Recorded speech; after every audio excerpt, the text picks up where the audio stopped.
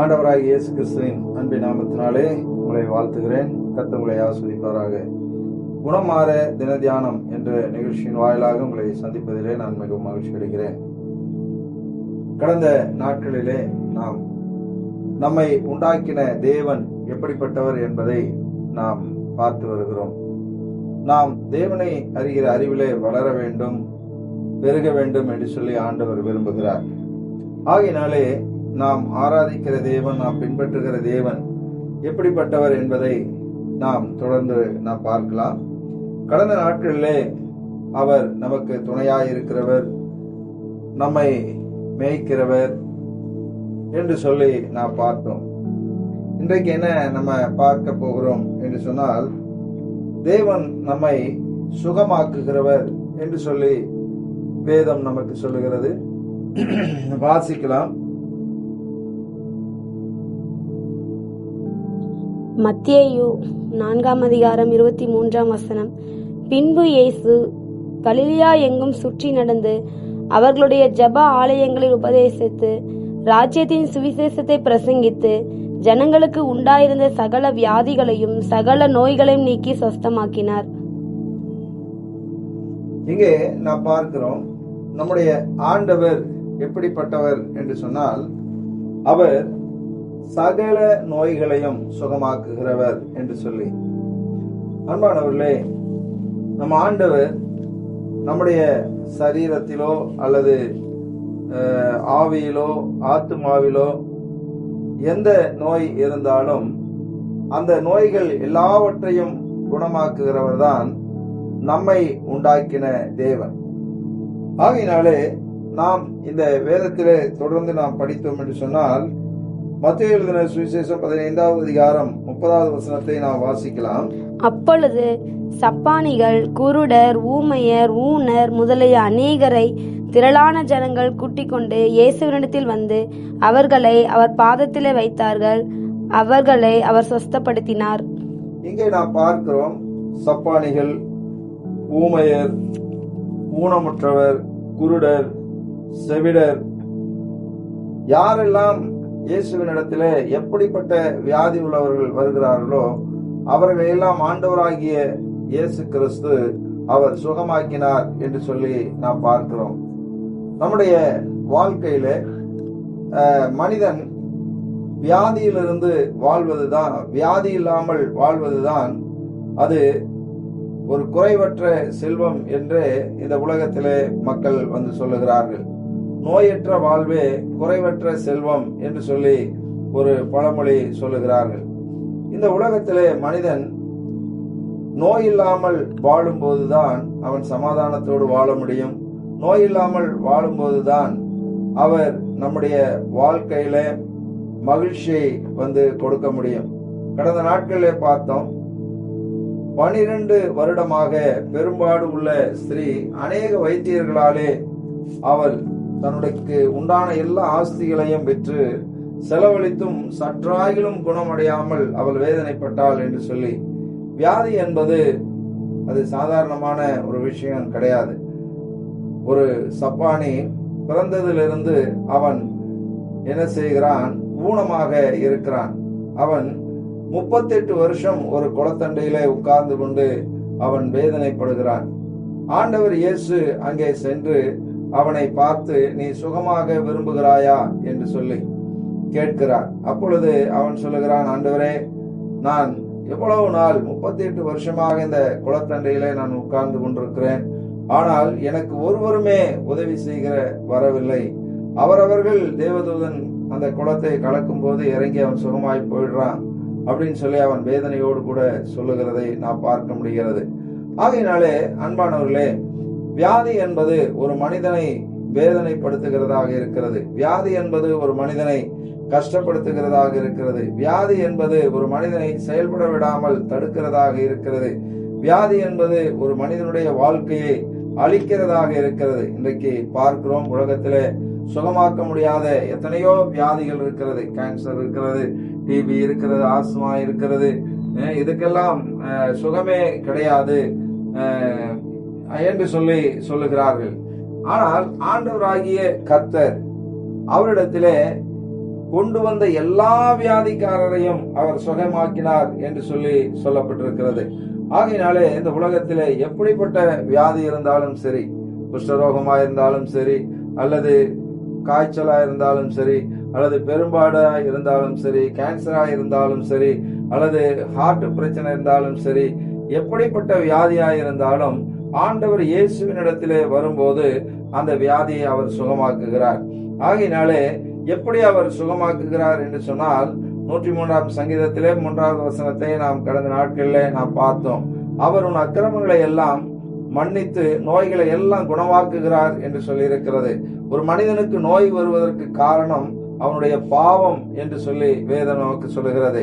ஆகையினாலே அன்பானவர்களே, இன்றைக்கு ஏன் அநேக வியாதிகள் சுகமாகிறதில்லை என்று சொன்னால், பாவத்தினால் வரக்கூடிய வியாதிக்கு பாவத்திலிருந்து விடுதலை கிடைத்தால்தான் அவன் அந்த வியாதியிலிருந்து விடுதலை பெற முடியும். ஆகையினாலே நம்முடைய வாழ்க்கையிலே நாம் என்ன செய்ய வேண்டும் என்று சொன்னால், முடிந்த வரைக்கும் நாம் மருத்துவரிடத்திலே செல்வதை நிறுத்திவிட்டு நாம் ஆண்டவர் இயேசுவினிடத்திலே கேட்க வேண்டும். ஏனென்றால் யாக்கோபு எழுதின நிருபத்திலே ஆண்டவர் அங்கே பவுல் சொல்லும்போது அவர் சொல்றாரு, ஒருவன் வியாதிப்பட்டால் சபையின் மூப்பர்களை வரவழைப்பானாக, அவன் கர்த்தருடைய நாமத்தினாலே எண்ணெய் பூசி ஜெபம் பண்ண கடவர்கள், விசுவாசம் உள்ள ஜெபம் பிணியாளியை ரட்சிக்கும், பாவம் செய்தவனானால் அது அவனுக்கு மன்னிக்கப்படும். நீங்கள் சொஸ்தமடையும்படிக்கு உங்கள் குற்றங்களை ஒருவருக்கு ஒருவர் அறிக்கையிட்டு ஒருவருக்காக ஒருவர் ஜெபம் பண்ணுங்கள். நீதிமான் செய்யும் ஊக்கமான வேண்டுதல் மிகவும் பலனுள்ளதாயிருக்கும் என்று சொல்லி ஆண்டவர் சொல்லியிருக்கிறார். ஆகையினாலே இன்றைக்கு பெரும்பாலும் வியாதி வருகிறது என்று சொன்னால் எல்லாருமே தேடுவது என்ன அப்படின்னு சொன்னா, மருந்தை தேடுறாங்க, மாத்திரையை தேடுறாங்க, வைத்தியரை தேடுகிறார்கள், டாக்டரை தேடுறாங்க. அது ஊர் விட்டு ஊர், அடுத்த கிராமம், அடுத்த பட்டணத்துல, அடுத்த நாட்டுக்கெல்லாம் கூட வியாதி சுகத்திற்காக போகிறார்கள். ஆனால் ஆண்டவர் இயேசு சொல்லுகிறார், அவர் உன்னுடைய பாவங்களை எல்லாம் நான் மன்னித்து நோய்களை எல்லாம் குணமாக்குகிறேன் என்று சொல்லி இருக்கிறார். ஆகையினாலே இயேசுவினிடத்திலே வந்த எல்லா வியாதிக்காரரையும் ஆண்டவர் இயேசு சுகமாக்கினார்.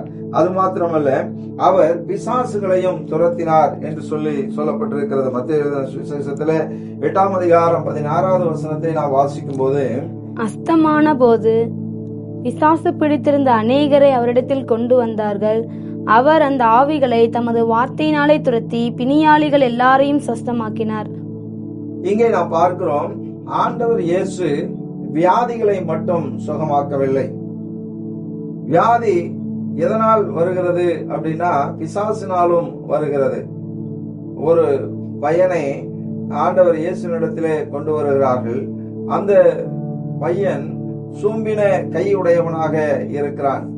அவனிடத்திலே ஆண்டவர் அந்த பிசாசை விரட்டினவுடனே அவன் கை சரியாயிற்று, அவன் ஊமையாயிருந்தான், பேச தொடங்கினான் அப்படி என்று சொல்லப்பட்டிருக்கிறது. ஆகையினாலே இங்கே பிசாசுகளையும் ஆண்டவர் துரத்துகிறவராக இருக்கிறார். இந்த வேத பகுதியில நாம் பார்க்கிறோம், அவர் சாயங்காலமான போது ஆண்டவர் இயேசுவினிடத்திலே ஒரு மனிதனை கொண்டு வருகிறார்கள், அநேகரை கொண்டு வருகிறார்கள். அங்கே பிசாசுகளை எல்லாம் துரத்தி நோய்களை சுகமாக்கினார் என்று சொல்லி, நோய் வருவதற்கு காரணமே இன்றைக்கு நிறைய பிசாசினாலேதான் மனிதனுக்கு நோய் வருகிறது. ஆகையினாலே அன்பானவர்களே, ஆண்டவர் இயேசு எல்லா வியாதிகளையும் எப்படி சுகமாக்கினார் என்று சொன்னால், சில வியாதி பாவத்தினாலே வருகிறது, சில வியாதி பிசாசினாலே வருகிறது, சில வியாதி சுற்று சூழலினாலே வருகிறது. இப்படி வியாதி வருவதற்கு நிறைய காரணங்கள் இருக்கிறது. ஆனால் எந்த காரணத்தினால் வியாதி வந்திருந்தாலும் இயேசுவினிடத்திலே வரும்போது அவர் பாவத்தை மன்னிக்கிறார், பாவத்தினால் வரக்கூடிய வியாதியிலிருந்து அவனை விடுதலையாக்குகிறார். அதே போல அவர் பிசாசுகளை துரத்துகிறார், பிசாசினாலே வரக்கூடிய வியாதியிலிருந்து மனிதனை விடுதலையாக்குகிறார். அது மட்டுமல்ல, அவர் மரித்தவர்களையும் உயிரோடே எழுப்புகிறார் என்று சொல்லி நாம் பார்க்க முடியும். மரித்து அடக்கம் பண்ணப்பட்டு 4 நாள் ஆன லாசருவை ஆண்டவர் இயேசு உயிரோடே அவர் எழுப்பினார் என்று சொல்லப்பட்டிருக்கிறது. யோவான் எழுதின சுவிசேஷத்திலே 11ஆம் அதிகாரம் 43-44 வசனத்தை நாம் வாசிப்போம் என்று சொன்னால், இவைகளை சொன்ன பின்பு லாசருவே வெளியே வா என்று உரத்த சத்தமாய் கூப்பிட்டார். அப்பொழுது மரித்தவன் வெளியே வந்தான். அவன் கால்களும் கைகளும் பிரேத சீலைகளினால் கட்டப்பட்டிருந்தது, அவன் முகம் சீலையால் சுற்றப்பட்டிருந்தது. இயேசு அவர்களை நோக்கி, இவனை கட்டவிழ்த்து விடுங்கள் என்றார். இங்கே நாம் பார்க்கிறோம், லாசரு என்கிறதான ஒரு வாலிபன், அவனுடைய வீட்டுக்கு இயேசு அடிக்கடி செல்வது வழக்கம். அவனுக்கு தாய் தகப்பன் கிடையாது. 2 சகோதரிகள் இருக்கிறார்கள். அந்த சகோதரிகள் என்ன செய்தார்கள்? இவன் வியாதியாய் இருக்கும்போது இயேசுவாலே அதிகமாய் சிநேகிக்கப்பட்டவன் லாசரு என்பதினாலே இயேசு வந்தால் இவனுடைய வியாதியை சுகமாக்கி விடுவார் என்று ஆட்களை அனுப்புகிறார்கள். அங்கே போய் அவர்கள் சொல்லும் போது இயேசு மறுபடியும் 2 நாள் அங்கே தங்கி அதுக்கப்புறமாக அவர் வருகிறார். சீசர்கள் கேட்கிறாங்க, என்ன போகாம இருக்கிறீங்களேன்னு சொல்லி. இல்லை, லாசரு மரிப்பதில்லை, அவன் நித்திராயா இருக்கிறான், நாம் போய் எழுப்பிடுவோம் அப்படின்னு சொல்லி அங்கே சொல்லுகிறார். அன்பானவர்களே, அங்கே லாசரு மரித்து போனான். இயேசு வருவார் என்று எதிர்பார்த்தார்கள். இயேசு வரவில்லை. கொண்டு போய் அடக்கம் செய்து விட்டார்கள். அடக்கம் செய்து விட்டு வீட்டிலே வந்து எல்லாரும் அழுது கொண்டு இருக்கிறார்கள். ஏனென்றால் அந்த 2 பெண் பிள்ளைகள், அவர்களுக்கு துணையாய் இருந்தவன் லாசரு ஒரே ஒரு வாலிபன். ஆகையினாலே அவன் இல்லாததினாலே அந்த 2 பெண் பிள்ளைகளும் எப்படி நாம் இந்த உலகத்துல வாழப் போகிறோம், எப்படி இந்த உலகத்துல நம்ம வந்து ஜீவிக்க போகிறோம் என்று வருத்தத்தோடு வேதனையோடு இருக்கிறார்கள். அப்பொழுது இயேசு வந்து அவர் சொல்லுகிறார், இல்லை, உன்னுடைய சகோதரன் உயிரோட வருவான், கவலைப்படாதீர்கள் என்று சொல்லி. ஆனால் அவர்களாலே நம்ப முடியவில்லை. ஆனால் ஆண்டவராகிய இயேசு கிறிஸ்து, எங்கே அவனை அடக்கம் பண்ணி இருக்கிறீர்கள், வாருங்கள் என்று சொல்லி அவங்களை கூட்டிட்டு போறாரு. கூட்டிட்டு போயிட்டு அங்கே கல்லறையில வைத்திருக்கிறார்கள். அந்த கல்லறையில ஒரு கல் மூடப்பட்டிருக்கிறது. அப்பொழுது அந்த கல்லை புரட்டி போடுங்கள் என்று சொல்லி சொல்லுகிறார். அப்பொழுது அவருடைய சகோதரி சொல்றாங்க, ஐயோ நாரும், ஏன்னா நான் அடக்கம் பண்ணி 4 நாள் ஆகுது, பிரேதம் நாரும் என்று சொல்லி அங்கே சொல்லுகிறார். இல்லை, நீ அதை புரட்டி போடு என்று சொல்லி சொன்ன உடனே அந்த கல்லை புரட்டி போட்டார்கள். அப்பொழுது அவர் சொன்னார், லாசருவே வெளியே வா என்று சொல்லி அவர் சொன்னார். உடனே அவன் உயிரோடு எழும்பி உட்கார்கிறான். அப்பொழுது அவன்ல சேலையில கட்டப்பட்டிருந்த கை கால்கள் எல்லாவற்றையும் அவிழ்த்து அவனை உயிரோடே அந்த சகோதரியிடத்திலே கொடுக்கிறார்.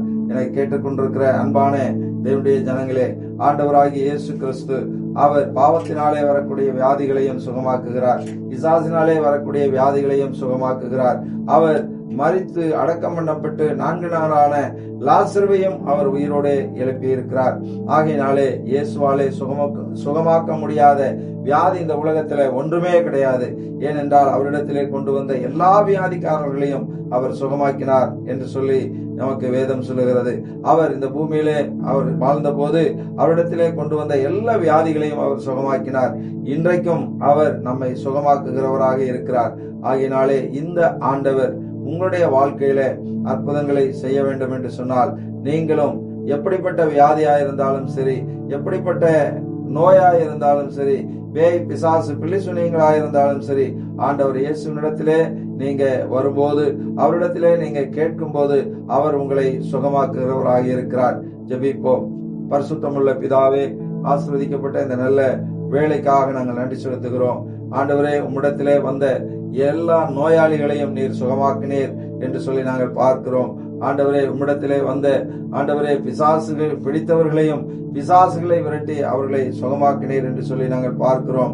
ஆண்டவரே, தேவரீர் மரித்து அடக்கம் பண்ணப்பட்டு 4 நாளான லாசருவையும் நீர் உயிரோட மரித்தவரையும் எழுப்பினீர் என்று சொல்லி நாங்கள் பார்க்கிறோம். அதே போல இதை பார்த்து கொண்டிருக்கிற கேட்டுக்கொண்டிருக்கிற ஒவ்வொருடைய வாழ்க்கையிலும் தேவனாகிய கர்த்தர் நீர் அற்புதங்களை செய்வீராக.